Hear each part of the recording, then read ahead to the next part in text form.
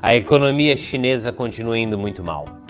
As relações internacionais pioram e o Partido Comunista Chinês faz pornografia de vingança. Isso e mais nas manchetes desta semana do China News. Bem-vindo ao China Uncensored. Eu sou Chris Chappell. Vamos começar o episódio de hoje com um pouco de pornografia. E não estou falando de qualquer coisa estranha que você goste, sem julgamentos. Estou falando sobre pornografia de vingança com deepfake. Tomara que isso não seja uma dessas coisas estranhas que você gosta porque estou julgando. O Partido Comunista Chinês está mirando mulheres que denunciam abusos de direitos humanos na China usando IA para criar nudes deepfake delas. Quando você acha que já não dá para ter uma opinião pior do Partido Comunista Chinês, eles fazem isso.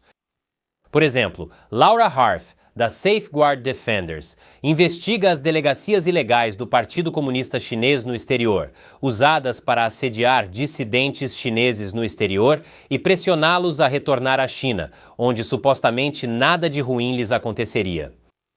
Ela investigou delegacias como esta no bairro Chinatown de Manhattan. Você não pode vê-la. Ela está escondida no quarto andar do prédio no meio. Por isso, pessoas como Laura Hart precisaram investigar e expor.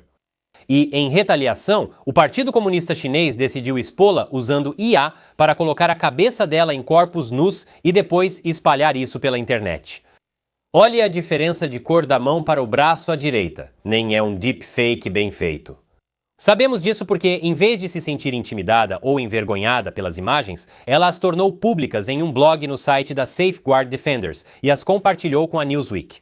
Ela disse: "Não tenho nada do que me envergonhar. O pervertido nessa história não sou eu. Esse seria o Partido Comunista Chinês." Ela ainda sugeriu que os pervertidos do Partido Comunista Chinês, por trás das campanhas de deepfake, expliquem isso às suas esposas. Eles talvez queiram explicar isso ao povo chinês. A economia está em queda, faltam empregos e enfrentam um colapso demográfico iminente. Mas quem se importa? Transformar jornalistas em pornô deepfake para tarados é mesmo como o povo chinês quer ver seus impostos usados. Felizmente, Hart foi a única que teve que lidar com esse tipo de assédio. Brincadeira. A ativista chinesa Su Yutong também foi alvo de pornografia deepfake feita com ela. O mesmo ocorreu com a primeira-ministra italiana Giorgia Meloni, que provavelmente irritou o Partido Comunista Chinês ao tirar a Itália da iniciativa do Cinturão e Rota. Talvez retirar não tenha sido a melhor palavra numa história sobre pornografia deepfake. É preciso muita coragem para essas mulheres falarem publicamente sobre isso. E para cada mulher que faz isso, provavelmente há muitas outras que ainda têm medo. Só lembre-se, a China comunista não é um país sério. Agora para outra história quente e picante. A China revelou uma nova regulamentação sobre investimentos no exterior. Todos os torcedores do Arsenal já saíram, mas essa história é importante. O governo chinês afirma que a regulamentação visa promover a abertura de alto padrão e o desenvolvimento de alta qualidade do país. A China se autodenominar de alto padrão é como chamar um abacate de 3 meses, marinado em banheiro público masculino, de estrela Michelin. Xi Jinping está reforçando o controle estatal sobre a indústria privada, principalmente em tecnologia, dados, setores sensíveis e aquisições estrangeiras. Xi Jinping teme perder a corrida da IA para os Estados Unidos.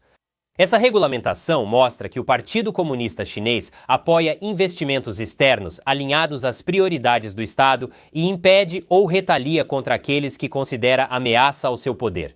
O que provavelmente não vai voltar para assombrá-los, já que não estou falando há meses sobre como Xi Jinping é extremamente paranoico e adora fazer expurgos, então tenho certeza de que seu julgamento é bem sensato.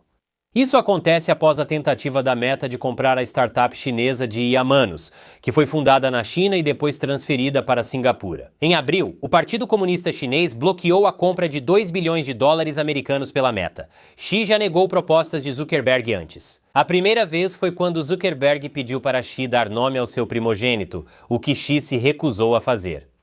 Eu não sinto pena do Zuckerberg. Acho bom que empresas dos Estados Unidos sejam impedidas de adquirir empresas chinesas de IA, porque a IA chinesa é perigosa. E sempre é divertido dizer que o Zuckerberg foi passado para trás. E para ilustrar os perigos da IA chinesa, uma empresa de tecnologia chinesa chamada Guide Networks tem desenvolvido sistemas baseados em IA com o objetivo de prever quem pode representar um risco político. Parece que a China tratou Minority Report como um manual de instruções, inclusive na extração de órgãos. O sistema de IA da GIG Networks, ainda em desenvolvimento, usaria muitos dados pessoais e comportamentais, como atividade online, padrões de movimento, relacionamentos e rastros digitais, para criar perfis de pessoas. Então, ele alertaria as autoridades sobre indivíduos que poderiam representar um risco futuro, tornando o país uma distopia no presente. Que progressista. Esse tipo de vigilância preditiva, chamado de pré-crime no filme Minority Report, permitiria à polícia chinesa prender pessoas antes de cometerem crimes. Por crime, refiro-me a atos como protestar contra o Partido Comunista Chinês ou comparar Xi Jinping ao ursinho Pooh, o que lembro ser ilegal na China. Observação. Para infringir a lei chinesa e provocar o ursinho Pooh, escolha uma dessas camisetas na nossa loja. O link está abaixo. Então, para todos esses idiotas úteis que vão para a China e falam sobre como a China é ótima, porque tem uma criminalidade tão baixa, etc, etc, lembrem-se, isso é só o começo. Em breve, as pessoas na China nem vão pensar em cometer um crime. Então você está certo, a China é segura.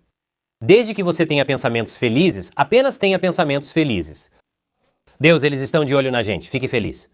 Falando em pensamentos felizes, um ex-governador dos Estados Unidos pode enfrentar processo novamente por supostos crimes relacionados à corrupção chinesa e lavagem de dinheiro. Essas consequências são saborosas. De qual estado é esse ex-governador? Nenhum. Ralph Torres foi o governador da Comunidade das Ilhas Marianas do Norte, ou CNMI, até 2023. É um território dos Estados Unidos próximo de Guam, sendo uma das áreas mais próximas dos Estados Unidos da China continental. Vou pular o cassino chinês extremamente chamativo que funcionava lá e que lavava bilhões de dólares. Falei sobre isso no episódio do ano passado? Sim, preciso atravessar um lago de corrupção até a cintura nas Ilhas Marianas do Norte só para chegar a essa história. Em 2022, devido ao cassino e ao sumiço do auxílio Covid, a legislatura das Ilhas Marianas do Norte fez o impeachment do governador Torres por corrupção, crime e negligência. Eles descobriram que Torres supostamente levava um estilo de vida que custou aos contribuintes mais de 550 mil dólares em mais de 6 anos, incluindo mais de 177 mil dólares em contas de serviços públicos para as 3 casas do governador e um chiqueiro. Peraí, um chiqueiro? Ele teria roubado dinheiro público para criar porcos? Bem, Torres encontrou algumas, vamos chamar assim, maneiras criativas de supostamente lavar dinheiro dos contribuintes dos Estados Unidos. Uma empresa, de propriedade do irmão da ex-esposa do irmão de Torres, cobrava até 4 mil dólares por hora por serviços de saneamento para o Departamento de Correções. Eles estavam mantendo os porcos dentro das prisões? Embora isso não seja a coisa mais estranha que aconteceu em CNMI, nem me faça começar a falar do gigolô aposentado que está criando a primeira stablecoin da ilha. Sim, essa frase maluca é real e não é porque eu estou tendo um derrame. Apesar do impeachment, Torres manteve-se no cargo, pois o Senado o absolveu por um voto. O Departamento de Justiça dos Estados Unidos deveria ter indiciado Torres, mas ao invés disso, o então Procurador-Geral Adjunto David Cart fez um acordo de imunidade muito favorável para ele. Uma semana depois, Cart foi demitido e o acordo de imunidade de Torres está sendo revisado, o que é importante porque ele tenta concorrer a governador novamente. Cara, você não sente falta de ter vergonha. Ele vai para o Capitólio de Saipan ou para a prisão. E essa nem é a parte mais louca. Sim, em uma história envolvendo pocilgas e, de forma tangencial, gigolôs, que eu presumo que vivam em gigolândias, ainda não chegamos ao auge da loucura. O procurador-geral adjunto David Karsh, que foi demitido, agora é assessor jurídico do Senado da CNMI, senado pelo presidente do Senado, Carl King Neighbors, que também está trabalhando com o gigolô aposentado para lançar a stablecoin. Sabia que eu não ia deixar passar a história do gigolô aposentado, né? E a irmã desse cara é a deputada dos Estados Unidos pela CNMI.